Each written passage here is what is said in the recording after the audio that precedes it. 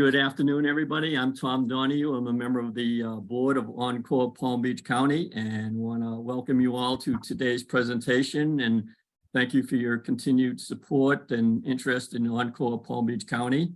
I want to remind you to please check out our monthly newsletter and our website for all of our events coming up, except for the people who are going to be participating in the discussion. If you would all mute your audio. And with that, I'd like to introduce Rosemary Nixon, who is the founder and president of Encore Palm Beach County, and she'll be leading today's presentation. So, Rosemary, it's all yours. Thank you, Tom. I appreciate your help today. This is going to be a kind of an informal conversation among all of us, but the real purpose of today's event is to showcase the work of the volunteers at ABBEY DELRAY and also the contributions of the management of ABBEY DELRAY and LifeSpace communities. And to kick things off, I'd like to invite Brandon Bornstein, who's executive director of ABBEY DELRAY, to say a few words. Brandon, are you there? Yes, you are. Thank you, Rosemary. I appreciate the introduction. And so Carolyn invited me to speak today. So I wanted to pop in and say we appreciate everything that you guys do and help with the volunteerism with our residents, and also, appreciation from ABBEY DELRAY. It does help give some purpose and meaning to our residents, and we appreciate everything that you do.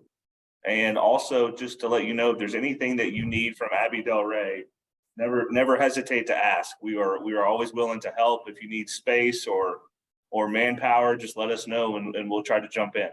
Thank you, Brandon. I appreciate that very much. So I know you got to get back to work and you're sliding away there, but thank you for being with us. So what I want to do today, just to kind of put things in context, I thought I would share with you to begin with how the idea for the projects at ABBEY DELRAY began. And it actually began 50 years ago. They say that nothing is ever wasted, our personal experiences, our knowledge, and so forth. And that was true for me. 50 years ago, I was hired in Hartford, Connecticut, to start something called the Retired Senior Volunteer Program, funded by Action, which was a national volunteer agency.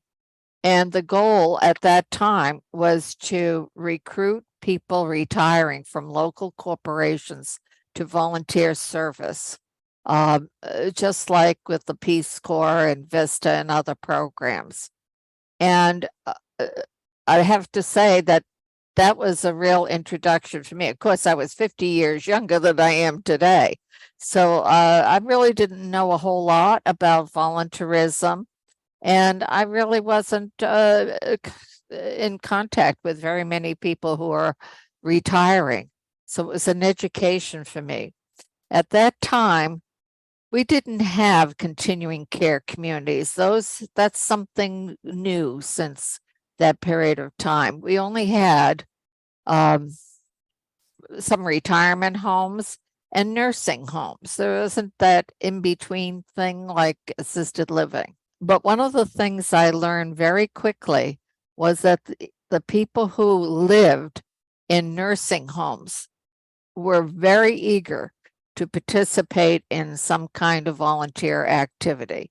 Yes, we referred people to the Red Cross and other kinds of volunteer positions. But what we ended up doing was organizing volunteer projects to be brought to people in nursing homes, wrapping gifts, writing letters, all kinds of things. And the sociability of those activities, like the old quilting bees kind of thing, people loved it. They felt that they were making a contribution and they were enjoying being with each other. Now, that was 50 years ago, and my path in life took a lot of other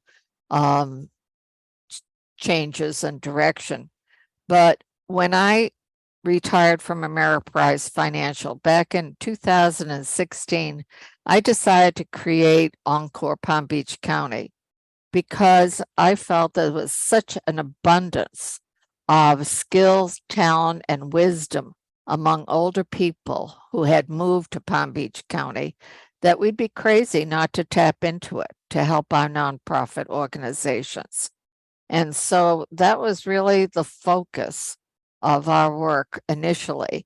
As we went along, we realized that there were a lot of people over 50 who needed help connecting to work opportunities, and that companies, local companies, were interested in hiring mature workers. So that's the second part of what we do. But volunteerism has always been a key focus for us.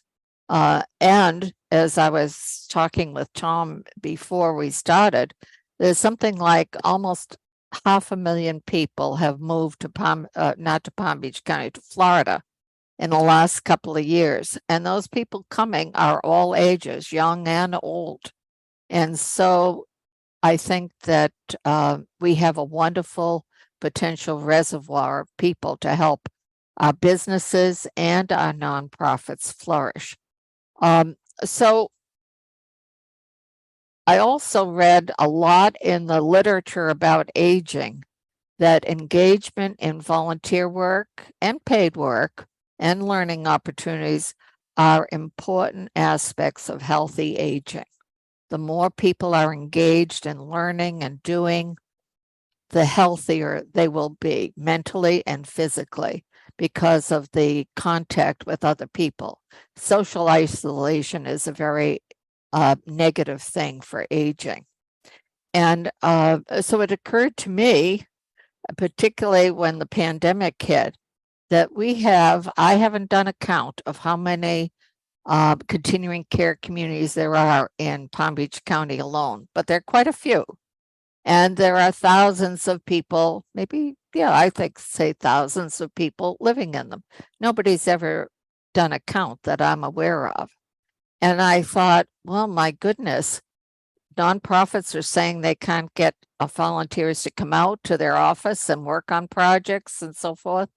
Well, why not bring the projects to them? And then I remembered what we did 50 years ago. And I said, let's find out what organizations would like to be involved, who need help. And fortunately for me, I knew Carolyn Kettle, who lives at ABBEY DELRAY. And Carolyn and I go back a long way. We belong to the same church, and we have been in communication for years, and we're both big believers in the value of volunteerism for our communities and our individual lives. And it wasn't just the pandemic, it started before the pandemic. There has been a decline in the numbers of people who are involved and have a sense of the importance of being part of a community. And they feel isolated from it. So Carolyn offered to organize a team of volunteers at ABBEY DELRAY. And I offered to try and make connections to nonprofits in South Palm Beach County and just spread the word that there was a group of people who wanted to help out. So really the theme of our conversation today is the importance of purpose and meaning and being part of a larger community. And CROS Ministries was one of the first organizations to step up with projects and has been totally involved with the volunteer team at ABBEY DELRAY. And Emily is the coordinator of all the CROS Ministry projects. And I'd like to ask her to tell us what you do and why you do it. Juanita is going to talk a little bit more about the work of CROS Ministries, but I'd like to know more about your role and why you as a person do the things that you do. Thanks, Rosemary. I would have to say that when Juanita asked if we would go ahead and take on the project, I was like, sure, I love seniors. My mom had recently passed away and my mom was a senior as well. And so I had spent a good portion of 2019 and 2020 with my mom in and out of different facilities due to her own health. And so I had the opportunity to see the best of the best, but also areas of improvement in those communities. And so when ABBEY DELRAY approached us, I was like, sure, let's go, let's try it. I felt like we had nothing to lose in the process of trying a new experience. And so we kind of created a team at CROS. We have an assistant that works in our camp program, and we have a volunteer named Mark. And so we just loaded up the CROS pickup truck with different projects our first visit and said, let's go. So I would have never thought that one project later, we would be going into our 13th project. We started with simple projects in our camping program with Mark, Tiffany, and I of just taking Christmas presents to be wrapped. We do a huge Christmas in July program and a Christmas party. So we'd load up the pickup truck with 200 plus presents. And Carolyn had all the tables lined up and she had everybody ready to go and do projects like that. Then we became more creative in the needs that we had most. And we started bagging rice on site.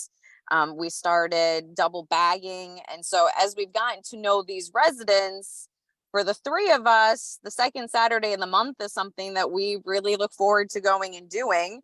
I would say that the group that's on the call today are people who've really gotten to know Mark, Tiffany, and I. We're not just staff who come in and do a project with the folks at ABBEY. I feel like, honestly, we've become family for them. Mark is 22 years old. And Mark comes in and shares with all the residents about his week at school, his kids that he takes care of in the aftercare program. So for us, it's not only been about the opportunity of doing projects with CROS, but really the opportunity of building relationships with the residents of ABBEY. Carolyn checks in, she's making sure that I'm on vacation. They were checking in when my mom was sick. And so for me personally, as the staff from CROS, it has become something that I really enjoy doing, and so does our team. I would say the benefits for CROS as a whole, it's a rough estimate that in the past 12 projects, they've donated about 360 hours of time supporting CROS, which is significant when you think about that. And I also would say that I enjoy watching the residents interact themselves. That's been fun because they don't always know each other. So Carolyn invites the crews in, and those that don't know each other get a chance to introduce themselves and get to talk, and they settle in and they talk about all kinds of things. And then they always are invited back. And so she's had a really strong, solid crew of like 10 to 12. We've been as high as 18 to 20. So I don't think that nonprofits need to come up with the most amazing on-site projects, if you will. I think that nonprofits need to look at what they do and see what can be taken out in the community to be done.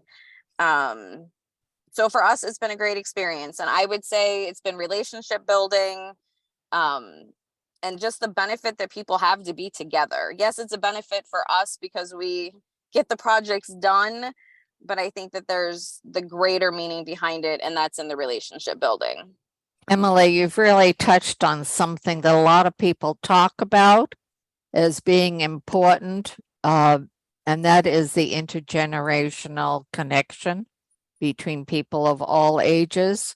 In our society, we tend to segregate. Young people go to school, middle-aged people go to work, and older people, well, they retire and fade into the sunset, I guess. But that is not reality. And not only in the nonprofit world, but in the world of work, that is a subject of great discussion these days, that there could be as many as 5 generations in a workplace. And I suspect that your workplace also has people of different ages. And so that's part of the work that you're doing. You're not just wrapping presents, you're building intergenerational relationships. If you haven't really thought about it, that's what's going on. I think that's a really key thing. I mean, when I look at how old Mark is currently 22. Tiffany is in her early 30s, and I'm not afraid to admit that I'm 41. So I'm super proud of that as we're on the call today. But as I think about what we do and the relationships that are being built, there's become a care. You know, I've learned a lot from the residents at Abbey, and caring for my parents themselves. Mark now has a set of 22 grandparents. You know, Mark doesn't have grandparents. And so, you know, for Mark, he's had an opportunity to build relationships with seniors, take all these life lessons. You know, the same for Tiffany. It's really the small conversations around the table and the intergenerational part of it that's so significant for, you know, for folks. And so I do agree with you. There's power in those conversations. There is a great connection of the intergenerationalness, which I think that it brings a lot of fun and laughter and encouragement. And so I think that if nonprofits join more, I think that they'll see that. Because ultimately, for me personally, at the end of the day, I don't get in the car on Saturdays going, oh, Rosemary, I'm going to do another project. You know, I get in the car on Saturdays heading down going, oh my gosh, we get to see Meryl, and we get to see, you know, Ed, and we get to see Carolyn, and we get to hear what's going on. And I think that that is why there's such an excitement for the three of us when we get to go. Emily, we couldn't ask for a better spokesperson about the need for intergenerational relationships. And I was talking with Tom before we began that in my last newsletter, I pointed out this movement of people to Palm Beach County and Florida in general, and that years ago, Florida used to be called God's waiting room. You know, it's where people went to die.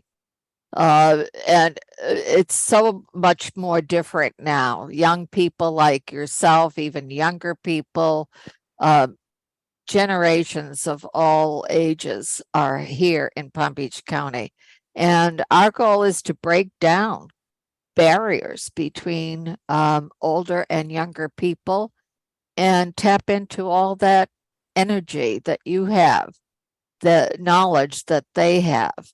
And you've really spoken beautifully to it, Emily. I thank you for your work and your contribution, both to CROS Ministries and to the people at ABBEY DELRAY. But let me ask you one more question, and I know you have to go to another event. What made you join CROS Ministries as a place to work? I'm sure you could have done other kinds of things too, but was there something about CROS Ministries that appealed to you as a person? I came from the residential camping experience, and so I was looking to have a little more sleep at night, to be honest. I worked year round doing residential camp where you live on a campsite. And so I was looking for an opportunity to continue to work with children in the community. And so when the opportunity at CROS came up to run their day camp for inner city kids, I was really excited about that. I believed in the mission of what we do, feeding the insecure in the community. It was really funny. I tell people all the time, I came to CROS expecting to stay 3 years. And Rosemary, I'm in my 11th year at CROS Ministries right now. Yes, I never expected I would stay that long. I tell people I've stayed because of the 3 F's. I have stayed because we are a family at CROS. We work really well together. We're an absolute dynamic team. I have stayed because of the incredible flexibility that we have as people in the community who are on a team, and just being able to take care of of all of the things that go on. And I've really stayed because we're a faith-based community that works with other people in the community of like-minded faith, or continuing to learn about other people's faith in the process. So 11 years later, I still smile every day. I love getting up and doing what we do. Juanita can attest to that too. She's been at CROS a lot longer than me. But initially it came with a change of scenery that ultimately has turned into a phenomenal opportunity of just being involved in the community. Emily, one of the things that, as I mentioned, we try to do with Encore is to connect people over 50 with new work and volunteer opportunities. And in our digital world, a lot of people think that the way to find a job is to go on Indeed or Monster or job boards like that. One of the things that we've tried to tell people that there are opportunities in the nonprofit sector as well as the for-profit sector. People think first of, oh, okay, what company can I get a job with?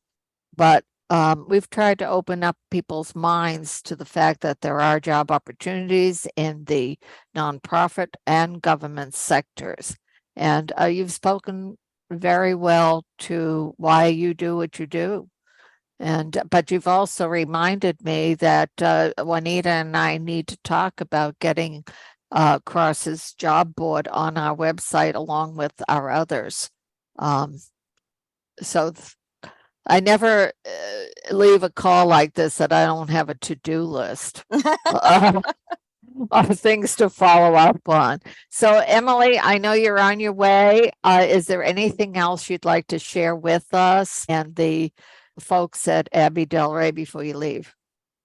I'm just super thankful that we've had the opportunity, to partner together. It's been a great experience. I hope that what we have started with the folks of ABBEY can be extended to other care facilities in the community, just because I feel like it is an incredible opportunity for people to connect and to help nonprofits.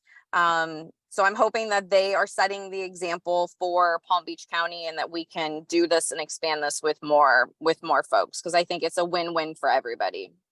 Well, one of our board members, Joni Chirbo, is on the call, and she'll be talking later about her desire to create similar programs in North Palm Beach County, up where she lives. So she'd be the first to tell you that we see you and ABBEY as models that could be and should be replicated around the country.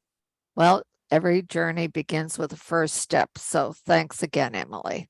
Absolutely. You guys have a great day. Take care. Okay, bye-bye. So Juanita, you can unmute yourself. I just want to say that I have known, and I first met Juanita at the Delray Chamber of Commerce. I must be 6 years at least ago. And she was doing great work back then, highly recognized by the chamber. And I know that, well, I know you've been making a difference for a lot of years. So let's talk about the work of CROS Ministries so that people understand what you're all about. Okay, so CROS Ministries' mission is to serve the hungry in Palm Beach and Martin counties through community collaborations. So when Rosemary reached out to me, I was like, sure, let's see what we can do. Because the backbone of CROS Ministries is the volunteers. There's no way that we could operate our 8 food pantries in 15 locations without the volunteers. And the way we're able to serve 15 locations is because one of the pantries is a mobile food pantry truck that goes to primarily the middle western part of our county, because it is considered a food desert, meaning it has very few of the regular grocery stores. So people have to go to the corner stores, which we all know cost a lot more money. And I'll share one example is a woman came out of an office after paying bills, but she didn't have any money left. And she was wondering how she was going to feed her family. Luckily, she looked up across the street and saw our mobile food pantry truck. She came over, was able to get groceries, and was just so grateful and relieved that she was now going to be able to feed her family.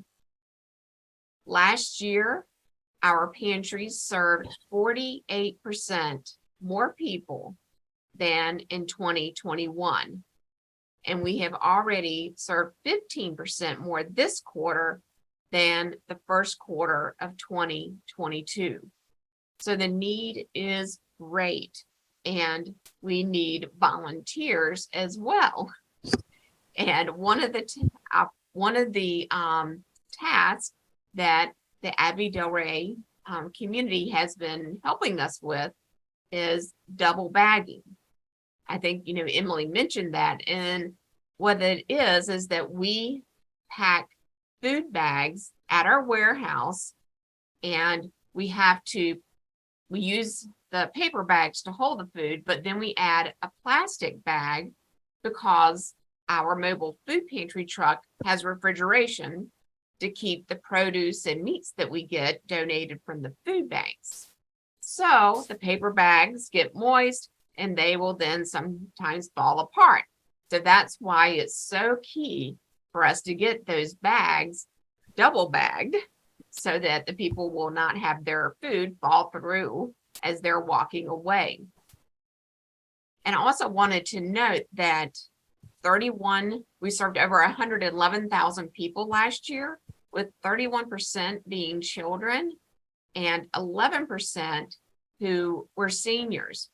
So that's a large percentage of people we're serving who have no control over their situation.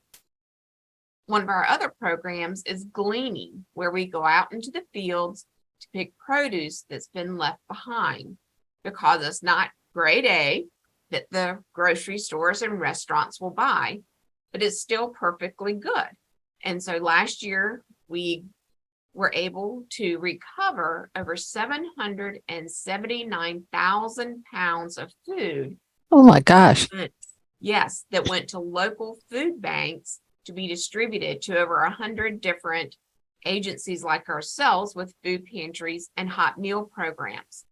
And I brag about this program because it is like, getting its farm fresh right out of the fields, and people get it, within the next week, which makes the produce even better and more nutritious, because there are companies who donate produce to the food banks, but of course it's on its last leg that they can't sell it anymore. And so by the time it gets to a food pantry or hot meal program, they have to throw away half of it. So we're, through our gleaning program, are able to provide the top quality fresh produce that people can't afford to buy in the grocery stores.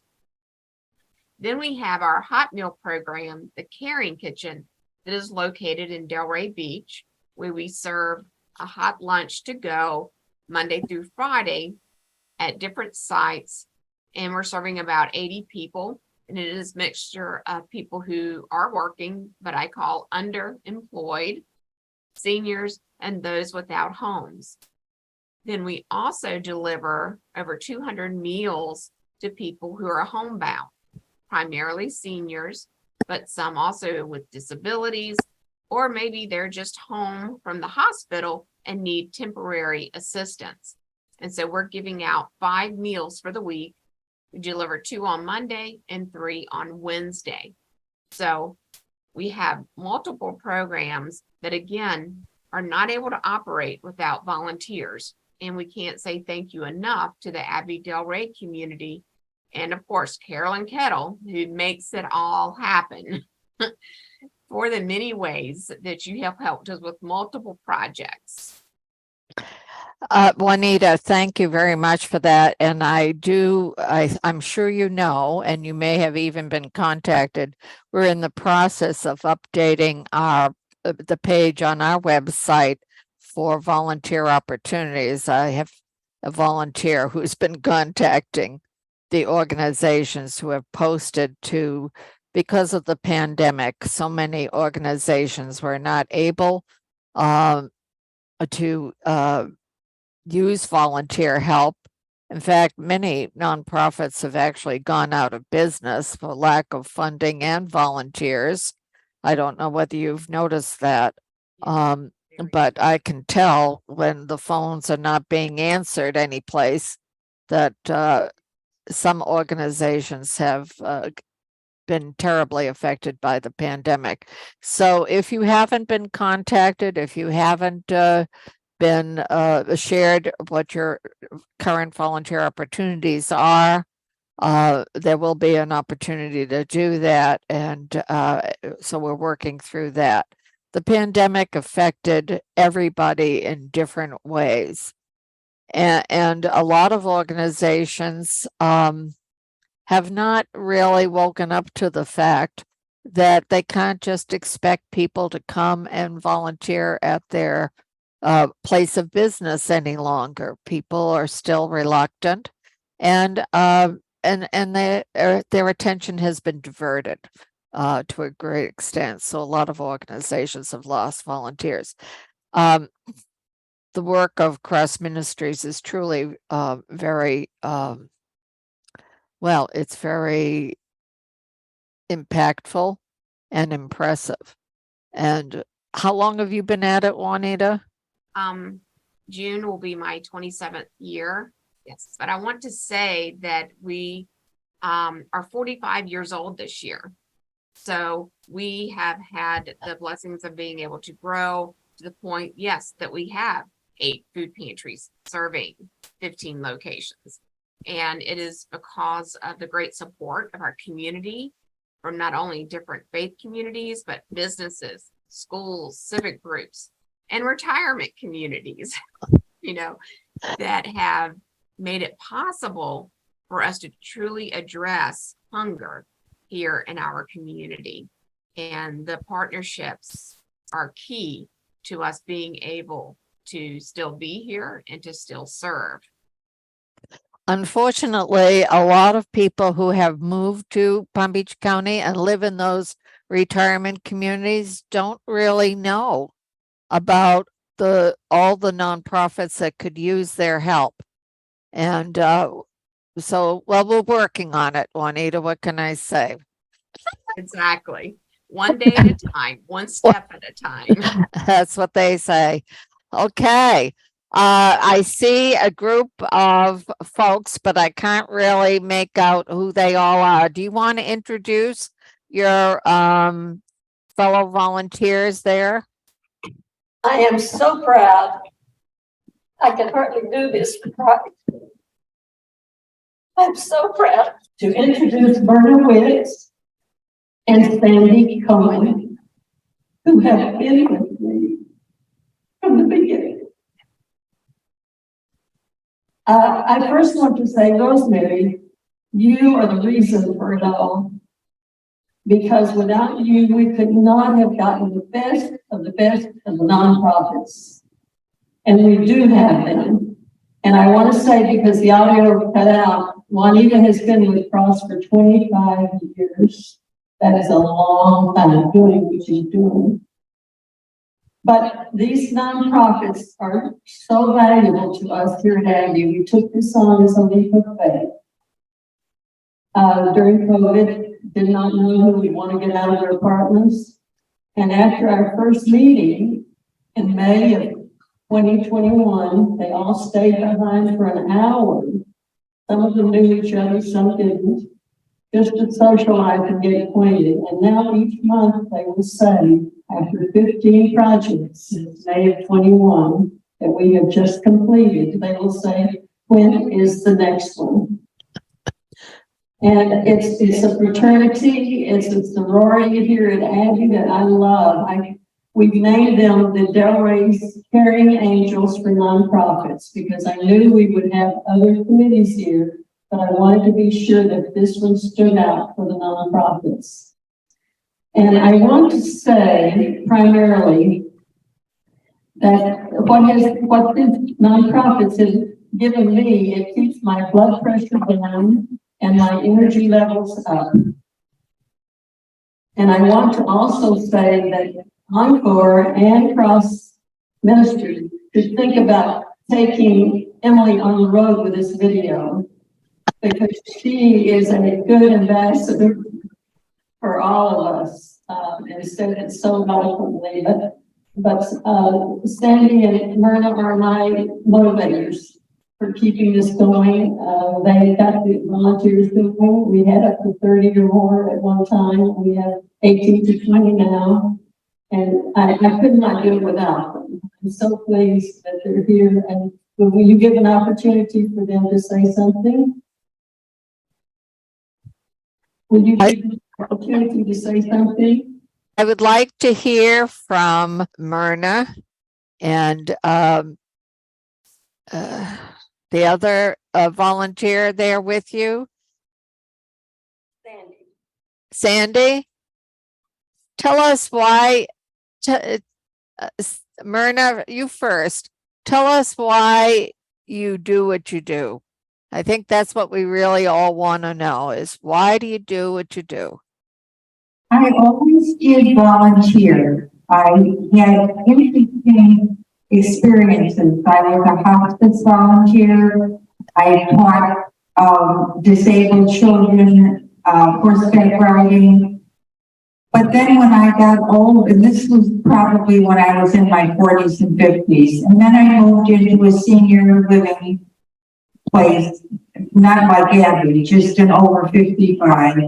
And I did volunteer for little things, but nothing that was very rewarding, because if I didn't do it, somebody else would have. And then I moved to Abbey and I met Carolyn, and she truly is our leader. I wake up in the morning and I put my computer on and I say, oops, there she is again, because she's always sending us texts and emails, and she's the most enthusiastic person I've ever met. And we do this an hour a week, an hour a month. I would be more than happy to do it more than that, because I feel like we're like sisters. We have a couple of brothers, but the majority of us are sisters. So I thank you for giving us this opportunity. And I just wanted to say something about Mark. When I first met Mark, I really didn't know anything about him. He was just somebody that helped carry in all the stuff. And now he's like a grandson. He tells us about his weekly experiences and his experiences with children, and he's just a delight. So I thank you for giving us this opportunity to help out any way we can. Thank you so much. We appreciate you and all the other volunteers at Abbey, but to really speak to the fact that one person can make a big difference. I mean, you put them all together, you get an even bigger difference. So thanks again. All right, pass the mic. Hi, my name is Sandra Cohen, and you'll have to excuse me, I have very big allergies today. But the reason that I started and came here is because Carolyn and Myrna told me about it, and I said, sure, sign me up. My past experience, I've been a clinical social worker for New York, and one of my last tasks after being a clinician was a coordinator of volunteer services for the agency. So I'm really familiar with volunteerism, and I believe in it 100%. It's good for the volunteer, it's good for the people, it's good for the community. Thank you. Okay, thank you. Carolyn, you want to get that mic back there so we can thank you again. You know, every one of you that has spoken about the fact that you had a past history as volunteers in one way or another. And that is why it is so important that we tap into the older members of our community who tend to have a experience with being volunteers. The research shows that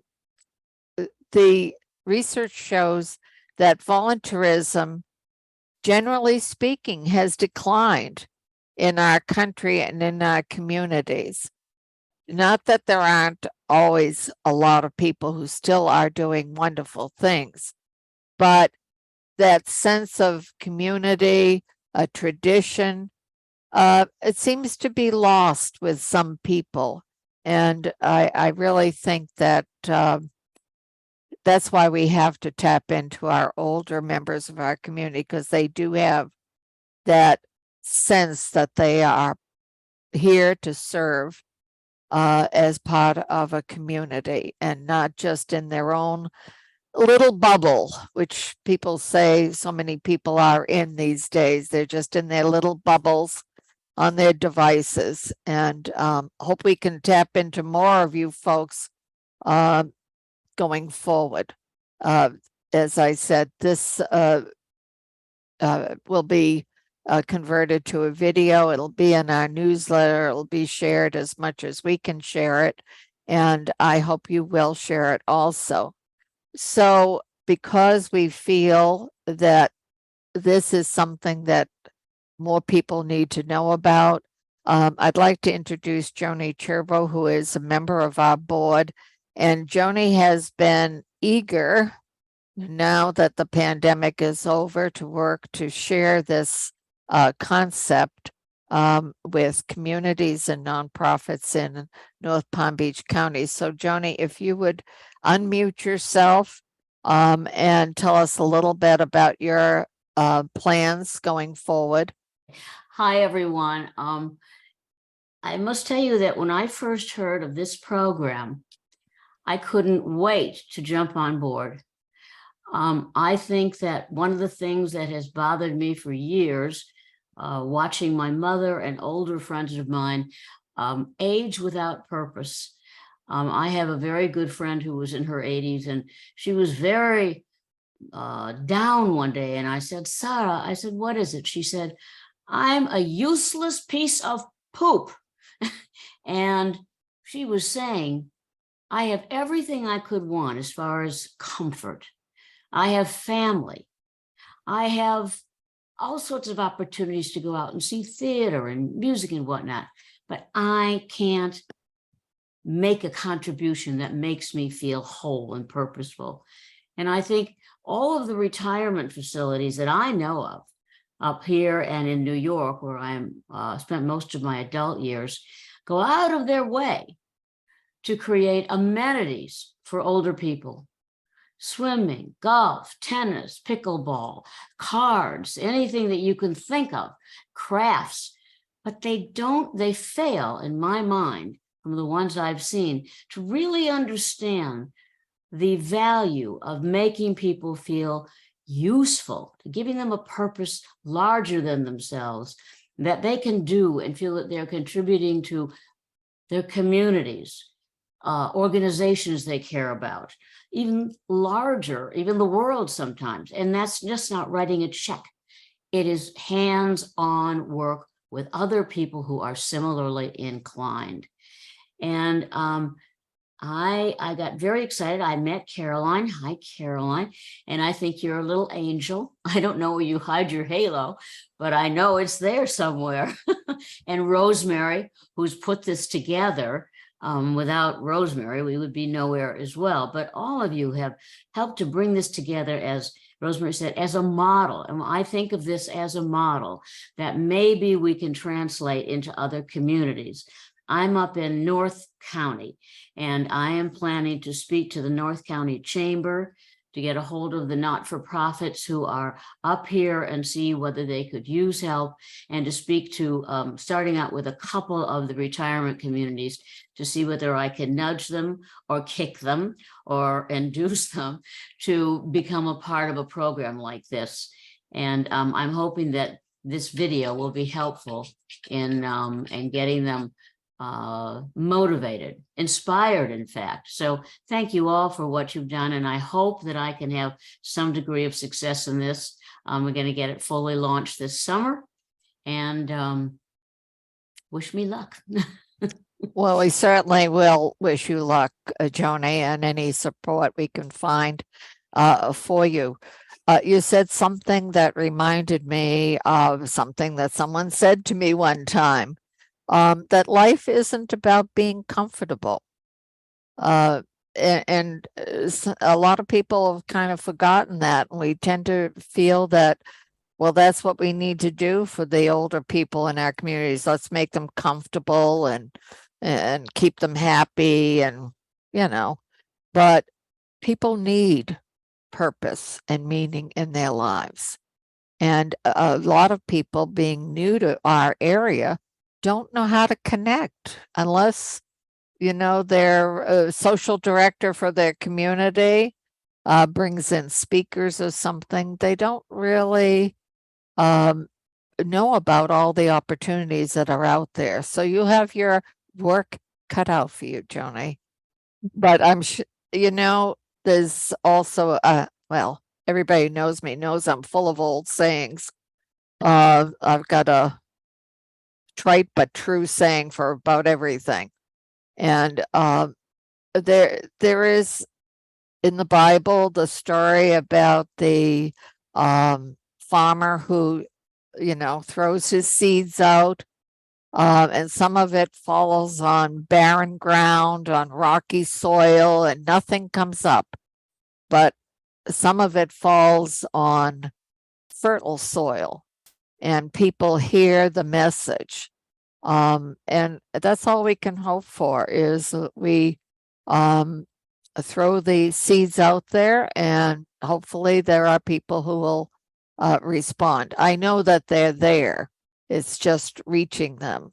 And I used to do a lot of talking to people in retirement communities before pandemic, and there are people who are eager to be involved in doing something that gave more meaning to their life, and others who are not interested. Different strokes for different folks. It's all fine. So to wrap this up, unless Carolyn, do you have any final words before I wrap this up? I certainly do, Rosemary. First of all, to you, to Joni, to Tom, to Juanita, to Emily, for being there for us with this Zoom today, which is going who knows where. We have 16 other life space communities in this USA, two others here in Delray and across the country, and they will see this. We will have this recording available to our residents, but I want to thank especially those today at ABBEY DELRAY who participated. I'm grateful to Brandon, our executive director, Brandon Bornstein, Jennifer Marquardt, who had the vision, like you did, to do this today. She's an outreach manager in sales. I have other, and these two participants with me today, very special.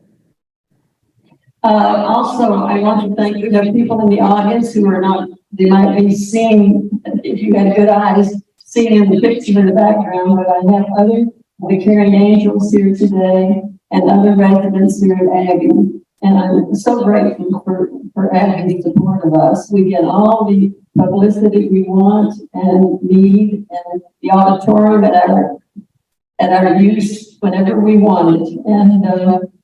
And our cups are really running over. And thank you, Rosemary.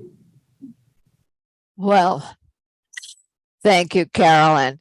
Joni, when you're looking for communities to work and do projects for nonprofits, you have to find a Carolyn in each one of them, because one person can make it all happen if you find the right person, a person like Carolyn. So to wrap up, I'd just like to note that on our website, there is a link for anybody who will be watching this video. There is a link to a volunteer assessment form, which if you complete it, we will help you find a volunteer opportunity that's right for you. And also on our website is a page devoted to listings of volunteer opportunities, which, as I said, we're in the process of updating. Please share the video when you get it with friends. And if you know of any organization that might need help with projects that our volunteers could work on, please email me at encorepbc@gmail.com, or use the contact form on our website. And I want to thank everybody for your work. You are really, everyone is helping to make Palm Beach County a great place to live. Thanks again and have a great day.